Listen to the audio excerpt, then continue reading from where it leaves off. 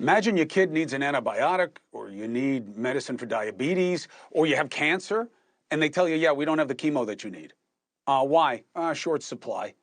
That is happening in the United States right now, an emergency shortage of hundreds of prescription drugs. Again, amoxicillin, right? Bacterial infections, insulin, right? We know what that is. 24 chemo treatments. So why is it happening? Who do we need to yell at? Let's bring in NewsNation medical contributor, Dr. Dave Montgomery. Doc, it's good to have you on the show. Who do we point the finger at on here, and how do we fix it? Yeah, Chris, thanks for having me. Listen, you hit it right on the head, right? Supply chain, when you look at it on the surface of it, but when you zoom all the way out, we've got to be saying that this warning of a national security crisis is not new. We have known for a long time that things like chemotherapy, we're not talking about pimples, we're talking about cancer drugs.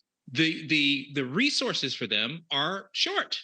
And then at the end of the day, we've got to say somebody's got to take extreme ownership, right? Jocko Willink. Somebody's got to say, let's change some of the red tape, for example, so that qualified, reputable manufacturers of generic drugs can get into the game and not just take the prices down, but also get the supply so we don't run out of really important things. And when somebody will do that, I think the government, I think our regulatory bodies have got to step up and say, let's not get into a crisis. My fear is that a disaster has to happen before we do it.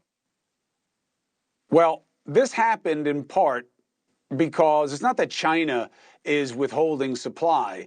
It's that they have a monopoly on a lot of the raw material workup. And we used to use Puerto Rico.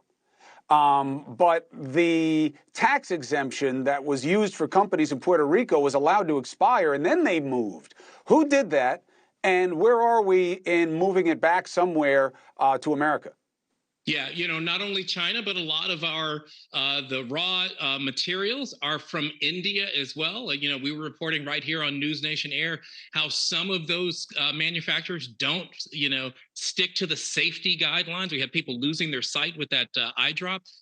There's a lot of reasons here, Chris, why we should just say time out. Let's bring back these manufacturers to our shores and do whatever it takes. If you think about the national security crisis that this could be, this is not just the poor chap who's developed prostate cancer. We're talking about not being able to supply medicines to our military, for example. Well, that's a big deal.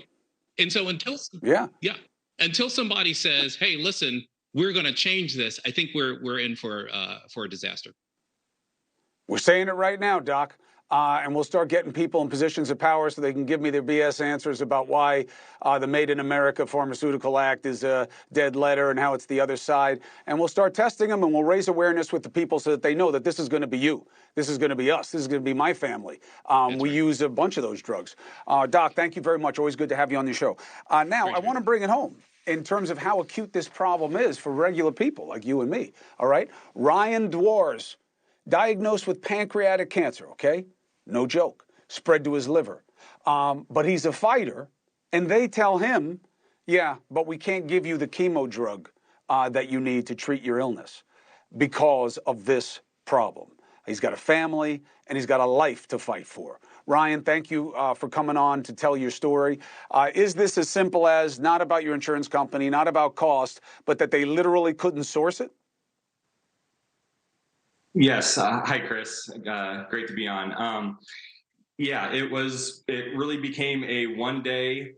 I thought I was having treatment and getting the plan that I had for 4 months. And I was told that I was no longer going to be able to get the drug that I was supposed to get. And what did they say about how long it would take or what they could do to remedy it or who was trying to help? Well, unfortunately, I got the news from my oncologist, and so they are in a bad position as well too. Our physicians are not able to give the care that is needed on their behalf as well too. Because this shortage issue that has been a problem, not just now, but for many years. Hey, thank you for watching. Please go to newsnationnow.com, newsnationnow.com, And you can find NewsNation on your television provider. And don't forget to click the red subscribe button down below. Then you will get more of NewsNation's fact-driven coverage.